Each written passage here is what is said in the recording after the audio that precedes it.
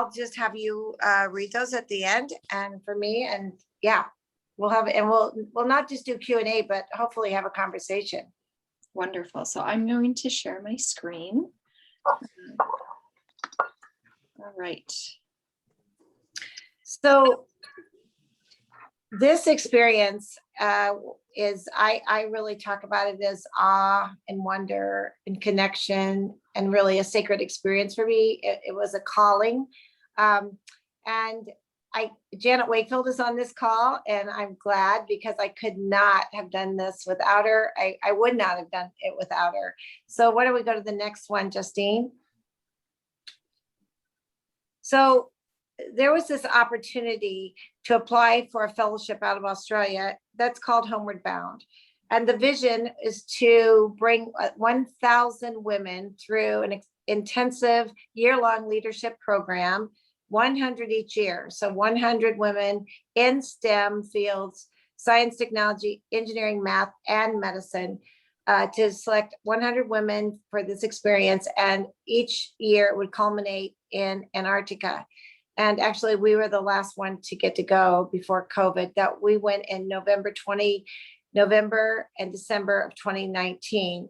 So our group, we were in the 4th cohort, was we were 99 women, and I was just sharing with Justine earlier, one of our women very sadly committed suicide before the trip. So we had a funeral for her while we were there. But we were from 33 countries. Everyone, the primary language or primary or secondary language, we had to be able to speak English. It was a global fellowship program. It was for a year before we met at the bottom of the world. It was really focused on leadership. And I'd like to say just a little bit more about this, because this is women's leadership program for women in STEM. And for any of us who've been through a leadership program, of course, we learn about communication strategies and decision making and vision and values and all of that. We did all that traditional kind of leadership development for sure. But because we were women in STEM, the goal is really to promote women in STEM's visibility and their voice, as well as acknowledge something that we all knew, but we really didn't know. We didn't really know how to talk about, and that was the imposter syndrome. So we applied with a lot of other women for this fellowship, for this 4th cohort, and none of us really thought we deserved it to get it. We were all shocked, every single one, including a NASA Mars astronaut. Was shocked. I mean, people have been nominated for Nobel Prizes in chemistry. She was shocked. I mean, so none of us thought we really deserved it. So we really worked on valuing ourselves as women in STEM and learning how to be more visible, as well as use our voice, so that we need to be at the table. The byline of this program is Mother Nature needs her daughter, and take your seat. Because as women in STEM, we know that we haven't always been equally represented in our fields, and as well as at the table. And these are big issues like climate change and sustainability of this planet. And we need to be at the table as well.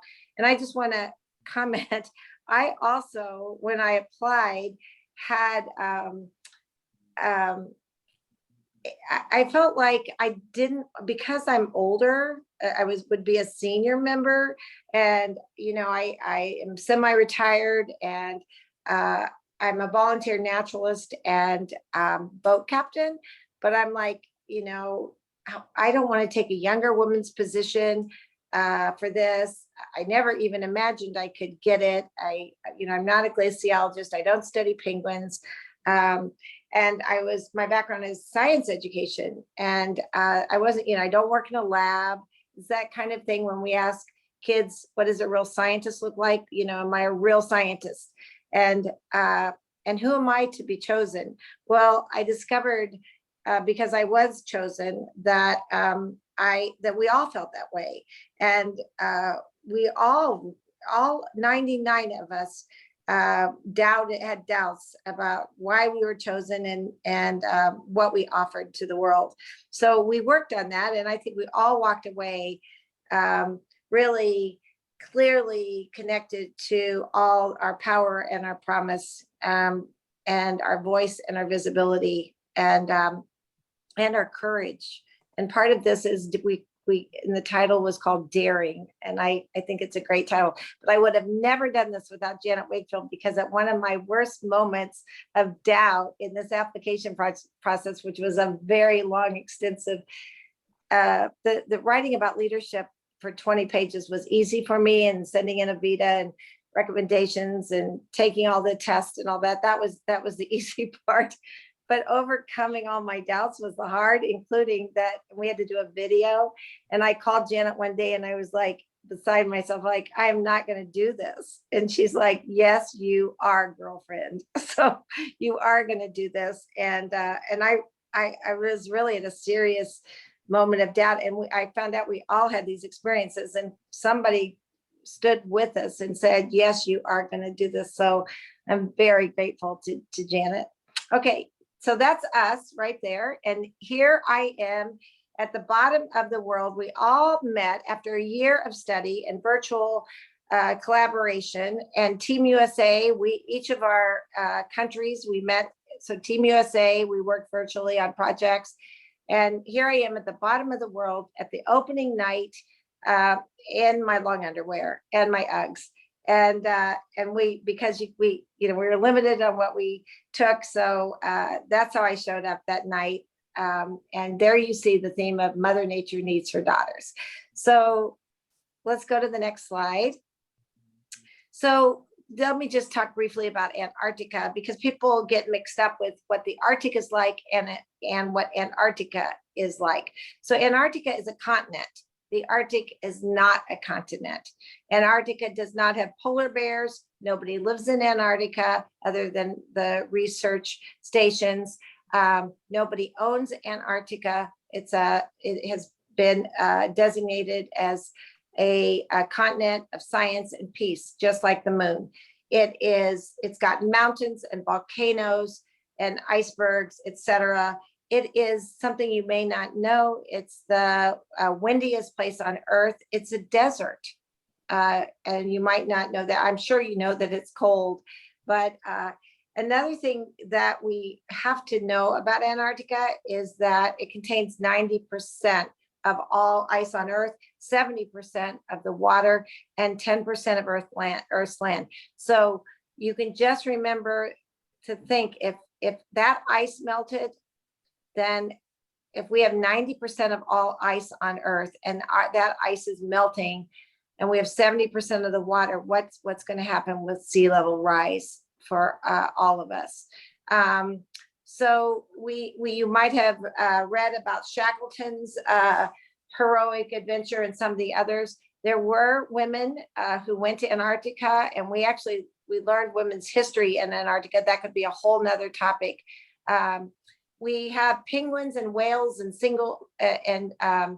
and seals and birds and fish and marine life there. But again, we have no polar bears. I'll also say didn't know this, but penguins only live in the southern hemisphere, not the northern hemisphere. Polar bears live in the Arctic, and the Arctic is ice. It's sheet ice. There are villages and buildings built there, but it is not a continent like Antarctica. Okay, next slide. So this is what it looks like at the bottom of the world. In fact, I wear a necklace every day with this symbol here. And one of the important part here that I'd like to share with you is that wherever we live, we are connected to Antarctica. If you see here the Atlantic Ocean, Indian Ocean, Pacific Ocean, all of our waters, everywhere we live, including my home in Indiana, flow to Antarctica. All those rivers, streams, etc., flow to the Pacific or the Atlantic, or the Indian Ocean. All of those flow to the Southern Ocean. And that's where the most dangerous waters are. We had to cross that from Argentina over to Antarctica. on the Drake Passage, and that's the convergence of all of those waters. So everything goes, we're all connected. And I think that's really important. Those waters are also high in, because all of the Earth's currents flow to Antarctica. It's very high in marine biodiversity. And so it's another reason why we need to protect it. Okay, next, let's look at icebergs. So each moment of something new, the first iceberg, the first whale, the first seal, we were just giddy with glee. And this is a picture of us out in our zodiacs. And we often did zodiac cruises, but we also did hike on the glaciers, but we would do what we called silent zodiac tours so that we could connect. It was very lovely to connect for 2 or 3 hours out there in a zodiac on the water. You could hear the calving of the breaking down of the icebergs. It was just really an incredibly sacred experience of oneness there. Icebergs are really fresh water ice. They used to be part of the glacier. They break off. That blue color it's brilliant blue, and it's brilliant turquoise. And that is really that, if you go back to your physics and a prism, that's that refracted light, and it's very dense. But it's incredible, the color. It's just beautiful. Okay, let's look at the penguins. So they are as cute as they look here. And maybe you've also seen penguins in the zoo. On the way down to Antarctica, I stopped in Galapagos, and they also have Galapagos penguins. But in Antarctica, we have 5 types of penguins. And, penguins don't fly. They swim, and they hop, and they jump, and they're darling. They live in colonies, and they smell bad. They have one of the things when you got to land was the penguin poo was just overwhelming at times because there's a lot of penguins. They walk in highways, so you can see them there. And we saw we saw 4 of the 5 kinds of penguins. We did not see the emperor penguin that you might have seen in the movies. But here they are sitting on their eggs. So they were just nesting. We weren't there when they hatched. Of course, we were there during the summer, which was our winter. So we were there during the summer. So this was their mating season and nesting. I just want to comment about the penguins.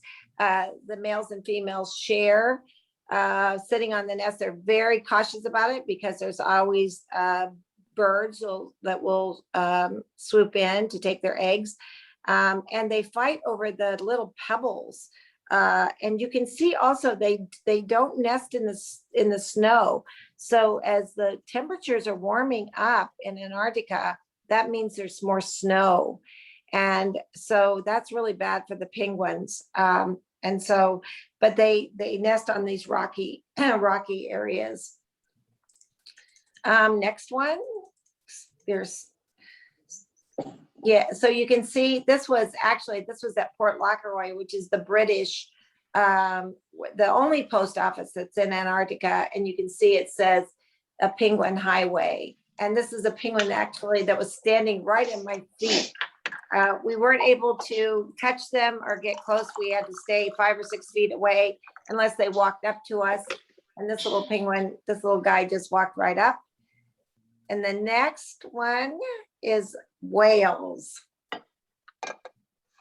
And you saw from the video that we got very close to whales, including when we were in the zodiacs. It was just incredible. And we would be sitting in leadership training and somebody would yell whale and everybody would run out with our warm socks on and long underwear. We'd run outside to see the whales. It's just like even dolphins in Florida. It never got old. As we know, all these different whales are mammals, they're not fish. There are 8 different types of whales in Antarctica. And I will say that I've been tracking whales, and I just read an article in National Geographic that there are more blue whales being seen recently than ever. I mean, that they've had for a long time. So that's good, because we're very worried about our whales. And there's another beautiful picture of a whale in the next slide. And you got to see some of them in the video too, which is really special. And then our seals. Oh, we all fell in love with them. We did not get, these pictures were on Zoom. There's 4 kinds of seals that we saw: Weddell and elephant, crab eaters, and I think it was the other kind was leopard. Leopard is the other one we saw. And they were very funny. They fought, they played, they were really beautiful. And we saw them on land and we saw them on water as well. And the next one, these are seabirds. And seabirds are really important, and they migrate there. So those are like albatross and petrels and skewers, the one with the big wings open, and shags, and the Arctic tern. And so the Arctic tern has really become important to me. The Arctic tern is the bird that flies from the Arctic to Antarctic and back. It's the longest migration in the world. And I'm working with a group of my Homeward Bound sisters to write a children's book about that, one of those Arctic terns, and also plastic.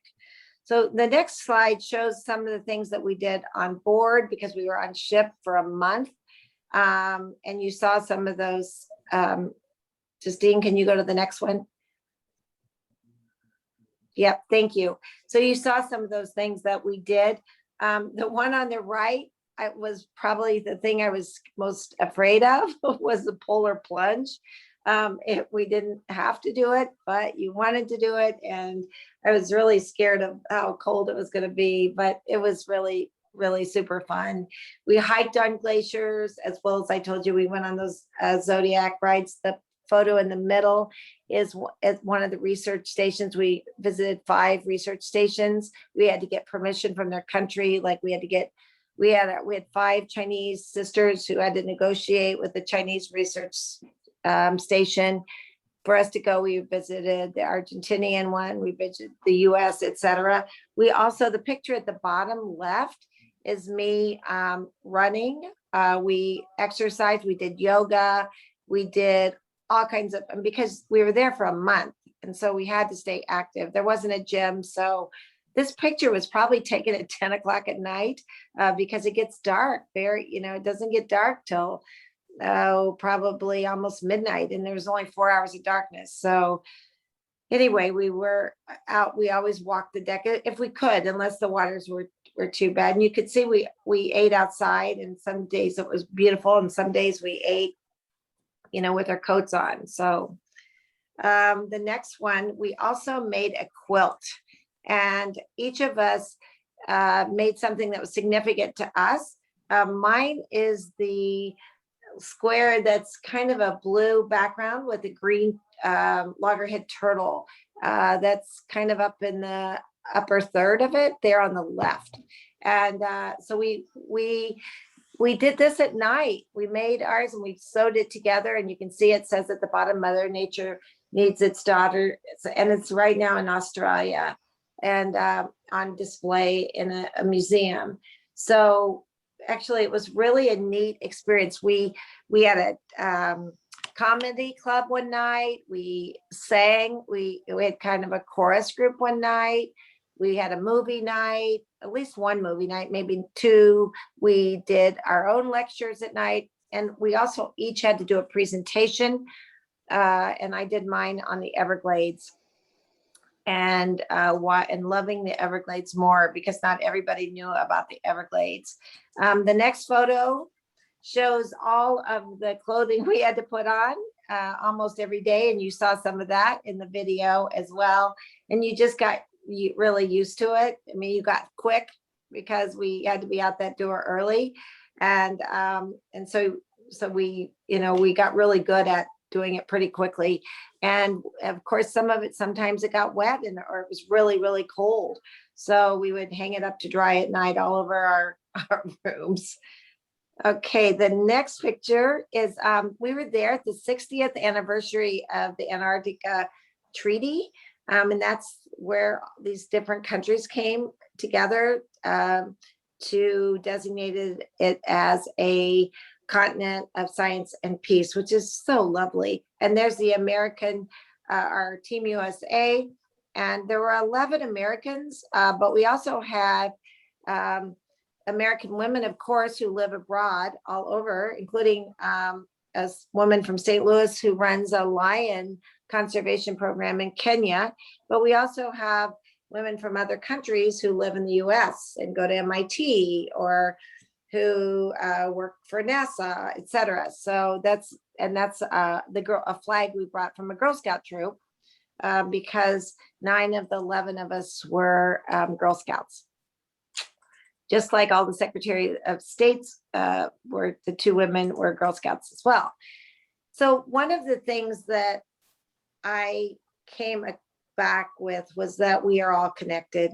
And this is a sunset, of course, in Antarctica, which is quite beautiful. And then this is a sunset on the boat where I'm a naturalist at Rookery Bay, which is one of the 29 estuarine research reserves in the United States. And that's actually the bird rookery there. And if we go to the next slide, we have a quote that I wrote one night. You have this place has such raw, pristine, and spectacular beauty that, that is indescribable. But there's also was a sadness there, just like I feel in the Everglades or when I'm on the boat as a naturalist, because just like the Everglades, it's struggling, with sea level rise and warmer temperatures and loss of wildlife habitats, overfishing, extinction of species, plastic contamination, et cetera. The next picture shows, it was a slide I brought to show the group, and I actually had sound. Can you push the sound button, Justine? Let's see if we can. There's a little sound button in the middle. Maybe we can hear the Everglades. Well, I don't think so. Okay, if you can't, don't worry. Anyway, these were women from all over the world, and I wanted them to hear what the Everglades sounded like at night. And those are bald cypress trees and bald cypress knees that are there. So I wanted people to have a little bit of a glimpse of the swamp, because 1 acre of the Everglades goes away every single day. And everything below Lake Okeechobee, like Miami and Fort Myers and Fort Lauderdale and Naples, Florida, where I live, we were all in Everglades before, and it's going away. And that's a sad thing for me, but I also left with hope. Why don't we go to the next one? So this is me with the penguins in the background. So, just as we all know, the earth is an amazing place. But it's also fragile, but we're connected. And so I really came away believing more than ever that it deserves our care and support. And there's a Jane Goodall quote that, and actually there are others who share this as well about, let me see here. Only if we understand can we care. Only if we care, we will help. Only if we help, we shall be saved. And so we can, and hopefully we can move to this discussion and our questions, because this is the eve of Earth Day. And while we all can be pretty depressed about the facts, I'm constantly looking for all the positives that are here and people who are making a difference. And also Wendell Berry, I was reading his manifesto yesterday, and maybe you all know Wendell Berry's words too. And he was reminding us really about wherever we live to make a difference. Because and we can do that in small ways of stewardship and so I'll just end with this. He said, there is always hope. My faith is that it can't ever be so bad that a person can't do something to make things a little better. And that's actually what Shackleton said too. If everyone would just do something to make it better. And so I'd like to leave us with hope. And why don't we go to the last slide, and we can add this into our discussion about, what is we love in nature and what can we do individually or collectively to love nature more, to do something to help. So anyway, thank you for sharing. I'm happy to answer whatever questions you have, and also to facilitate a discussion, a conversation about what we love in nature and what we can do to love nature more. Terri, thank you so much for walking us through that PowerPoint, because I can only imagine trying to cram a year-long process, 30 days there into 20 slides. Like, what a gorgeous experience. Does anyone have any questions? You're welcome to just unmute your audio and ask as well. Terri, I was wondering, didn't a lot of the women have projects that you worked on? Like, I think that's really interesting on what some of the projects were that some of the women were doing.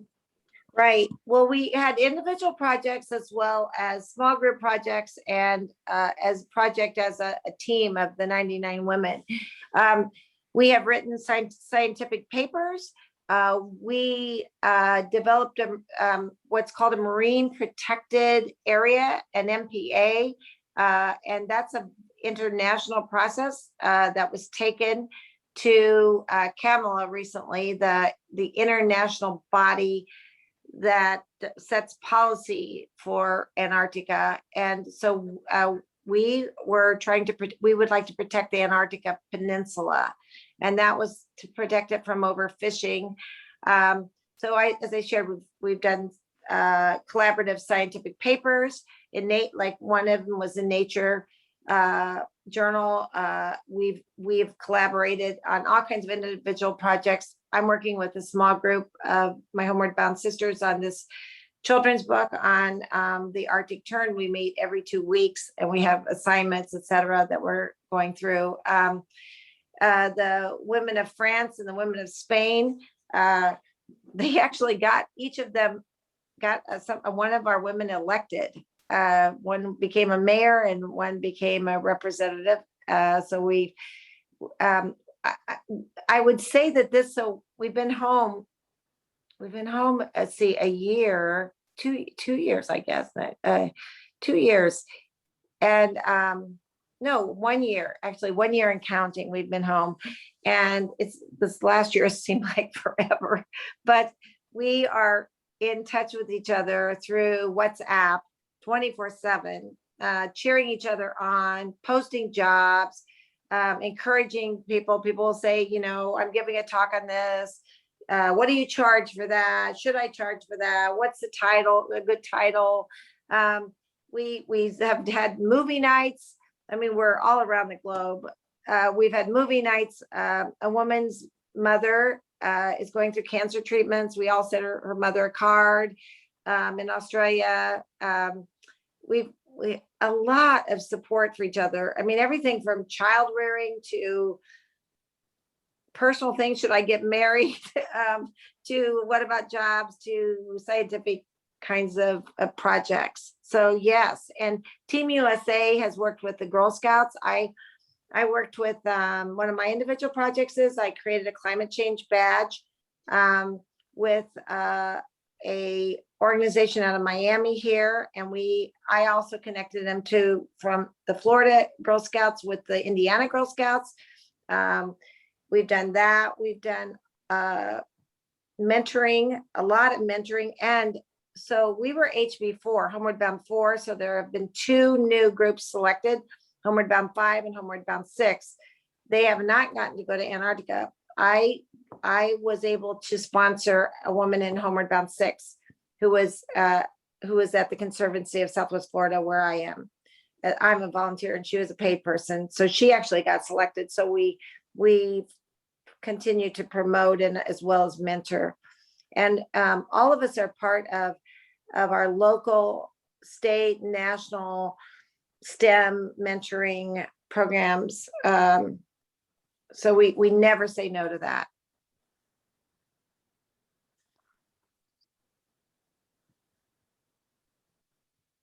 Terri, I'm sort of speechless. I just want to say what a privilege it is to know you, and to see that. And, I think it's amazing, that you are one of those 100 women. It's just quite stunning. And I guess if I have a question, this is my own work right now in the world, which is how to see myself as nature rather than as wanting to love nature or help nature or fix nature, but to understand that I am nature. Do you have any thoughts on that? That I have thought about this as well, just in my own spiritual work of oneness. I also read, there's writings on that, sacred writings on that as well. I feel such a connection. I'm on the water at least twice a week here as a naturalist. And I feel such a bond and connection to all of the wildlife that I'm a part of. I think poetry is, for me, poetry is really sacred writing. And I think poetry helps me connect. And I know all those poets and poems as well.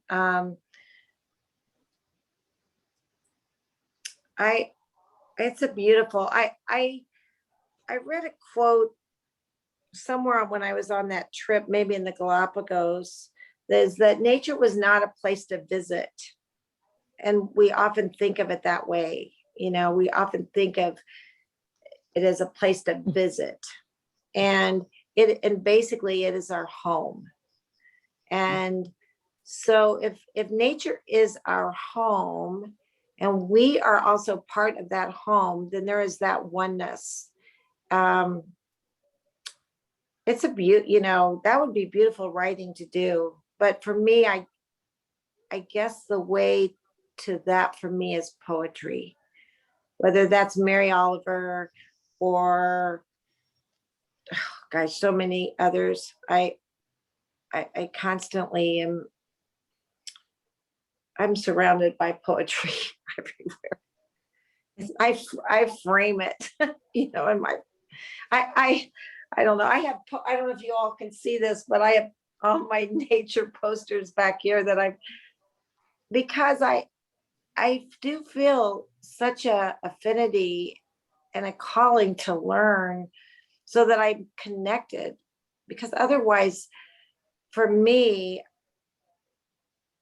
and for those around me, I have to be very intentional and awake. And more than aware, I need to be intentional about it, and intentional living. I spent the last year at the University of Florida taking master naturalist classes. It was virtual. And that was really balm for my soul during this last year. And that was, a lot of it was during COVID, just being out and being connected. And actually part of the naturalist training is where you just sit. And in fact, it's like part of wildlife surveying, but you not just are surveying the wildlife, but you're surveying what's at your feet, where you're sitting, what's right there. and you even would take shells or sticks and square off and be able to connect what we don't even know is under our feet. I don't know. It's a beautiful, beautiful way of thinking. Thank you. I was going to tell, like, so I've been to all the continents in the world except for Antarctica. So I was going to go, and I told Terry, I'll just hang out in town while you guys are on the boat. She goes, Janet, there is no town. You just can't hang out on the boat. And I was like, well, then I got to get on the boat. I have to figure out some way to get on that darn boat. But it didn't work out and stuff. But I was so naive about Antarctica. It was just the 7th continent, and I needed to get there to get them all done. So.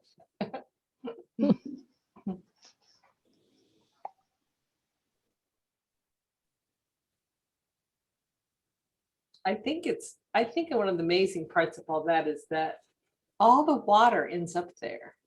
Just think about that, how we all contribute, you know, it's just pretty Well, neat. and it was alarming to me what I didn't know about this sacred place, like krill. And krill, you see it in vitamins and supplements, but the problem is there's not enough krill.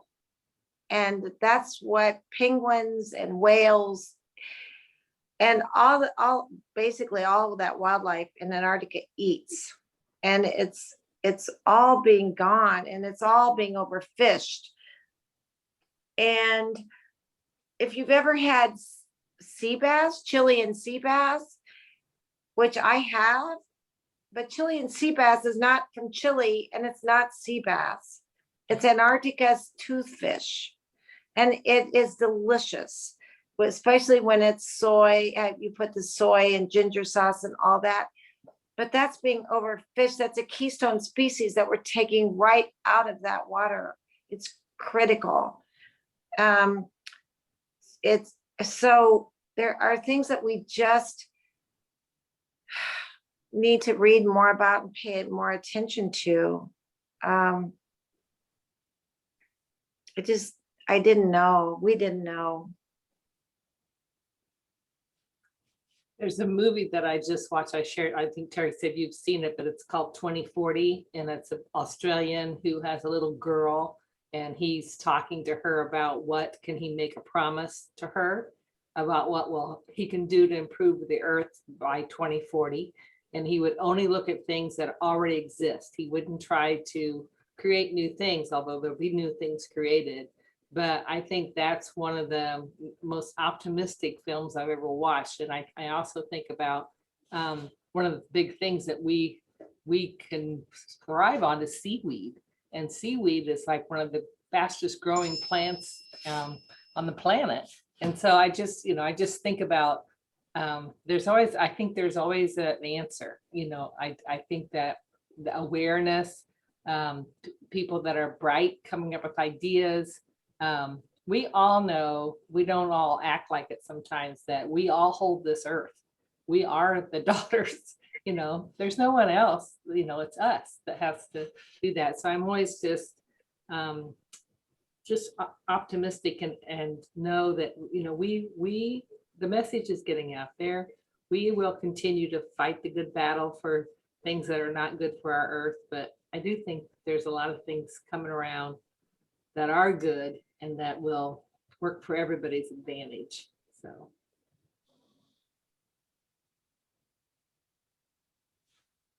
If you get a chance to see the movie, I would really recommend it. 2040, it's called, and it's just you can stream it live. I think you can watch it. You can stream it.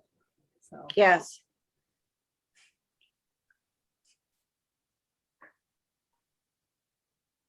Others. Yeah, we have 10-ish minutes left, and you're welcome to ask questions. And I'm holding on to this. I'm going to say it now and just fill space, because I think, Janet, your statement brings us back to Terry's question she left us with. And Terry, you also, when we chatted, had an interesting perspective about responding to climate chaos or the climate crisis, about doing the things that you can control, that it seems really overwhelming when you look at large statistics, large movements. But what is maybe the one or two ways you can show love for and with nature? What are the, what's the one thing you can commit to? And that is, Terry, I'm hearing in your language, that's a spiritual journey for you. That's a journey rooted in connectedness for you. And I welcome you to add on to that, but also if anyone has other insights of what are the one or two things you're committing to that maybe can inspire us. Well, I'll speak. I am really big on no waste, no food. I mean, if you've ever seen, what's the name of that film that has all the food waste in it? What's the name of that film? Anyway, I decided after that I was not anything that I could possibly not throw away. I was not throwing away any more food. Huge on recycling, although I think it's really reducing. We got to, I mean, that's something we can all do. I told my husband, we used to buy these big containers of containers of dish soap for washing laundry. And he started buying these little cardboard boxes with these little plastic little things you just throw in. And I was like, why did you switch? And he said, well, I thought you cared about plastic. I was like, I've influenced my husband. Oh gosh, I've won. But I do think we can influence our own world. I mean, my little granddaughters who are 5 and 8 wouldn't think of littering anything. And they get it that we can't keep drinking out of water bottles, that they've got to take their water bottles and not have plastic water bottles. And so I think we can influence our world, influence how we behave, and then influence the people that we have influence over. Terri says, we've been good pals for a long, long time, but her heart and soul is into this earth. And I have always learned from her and know more because of her. She's like my own naturalist right next to me and stuff. So when you learn these things, then you think, no, we can't, we've got to act differently. So I know that I bought some plates that are earth friendly. You can start doing that, buying things that are earth friendly, and for sure plastic is huge to start freeing yourself in your life, and then hopefully it will bleed out to others. I agree. Yeah. Well, Kimberly, nice to see you on here, but we have more plastic than plankton in our waters. And recently the fish in Florida and even the shrimp, we are finding plastic under the scales of the shrimp and the fish. And of course we have our pelicans are wrapped, their feet get wrapped in the filament, the fishing line, and it goes on. And we have microplastics in our water because we have plastics in our clothes as well. So all of that plastic becomes what's called nurdles, little tiny microplastics you can measure in the water. I know one comment I want to make that I've really connected with that's really fun is to look up citizen science wherever you live. And you can do citizen science with yourself or your children or your grandchildren and contribute to the research in your community about all different aspects. And there's a lot of ways to help and get involved in citizen science as well as projects wherever you live. One other thing I wanted to comment about is relates to voice. I've become an activist. I write letters. I make calls. The councilmen and women here know me actually, and I think they even trust me because they'll call me and ask me now about, because I don't just write some scathing letter. I really try to connect with the heart with them, because I know they have to listen to all sides, but I want them to really pay attention to what's important long-term and not just short-term. And so using our voice, and one thing I was going to say, so when I'm over at Rookery Bay on the water, where I'm a naturalist on an eco tour, that water, 110,000 acres of water, was saved by just about less than 1,000 people who signed a petition to stop it, and school children who saved their pennies and dimes and nickels, $4,000 worth. And the schools held the meetings, and that land and that water was saved because people were active. And the same thing, there are over and over when I'm hiking or go out here, I'm constantly finding out how things were saved by just everyday heroes. A biology teacher who took their biology class out, and now it's 6 Mile Cypress Slough, one of my favorite places to go to. It's an incredible place of old growth trees and swamp.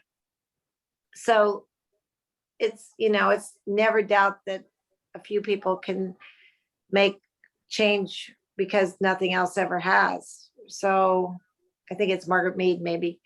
Anyway, but thank you for that. I do believe that individually we can. I have an environmental attorney son, and he would say, Mom, you just have to sue them, and then the educators would say we have to educate them, and the policymakers would say we have to make policies, So wherever you are, for whatever you can do, speak up, be visible, share what's on your heart. In many ways, I think we have not done a good job in communicating about climate change or science. Well, even think about COVID. We haven't done a good job in science and communicating, and that was part of what we learned. And when I was on board ship, and that we need to connect people with our hearts as well as our minds, because otherwise, and people will just get overwhelmed. So you have to give them hope. Mhm. You can't just shut them down with all the terrible facts.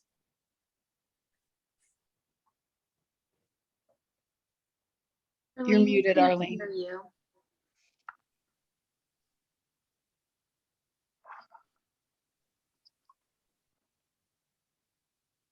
I'll put my mic down here. Over 30 years ago, I went up to Maine and I took a little boat trip, and it was to look at the puffins. And it was a National Audubon Society. And I fell in love with the puffins. And Egg Rock Island was decimated by human beings in the early 1900s for the beautiful feathers for the women's hats.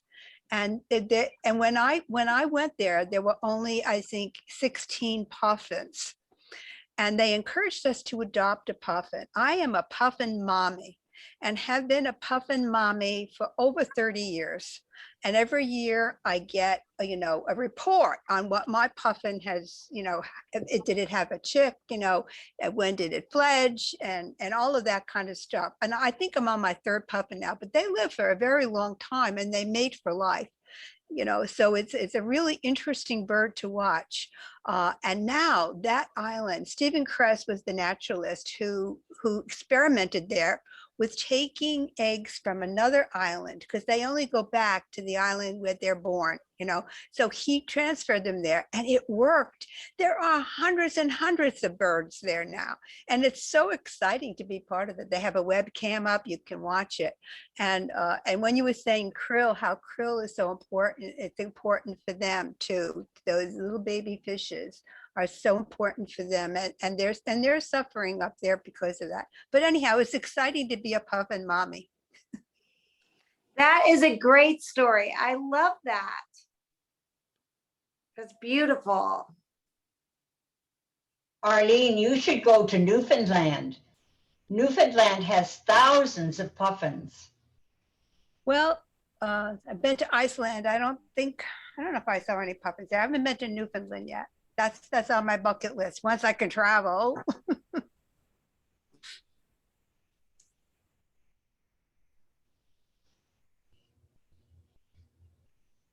Any last questions for Terri or for the community present?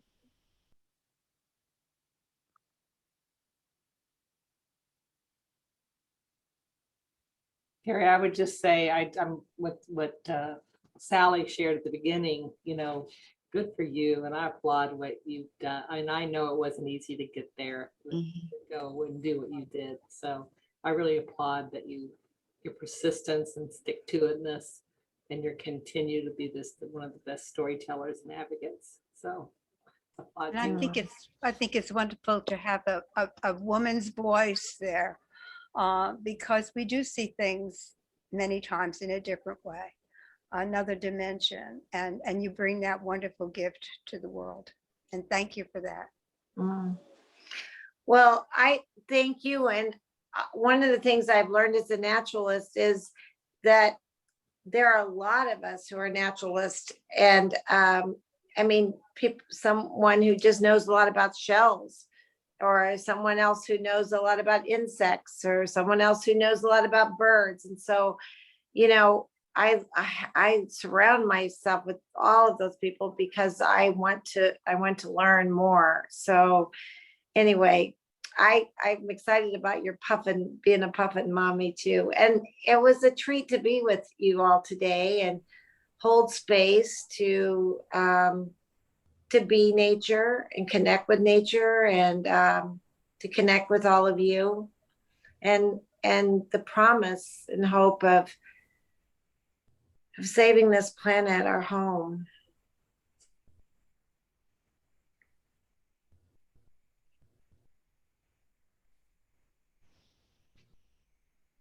I'm motivated now. I want to go do more.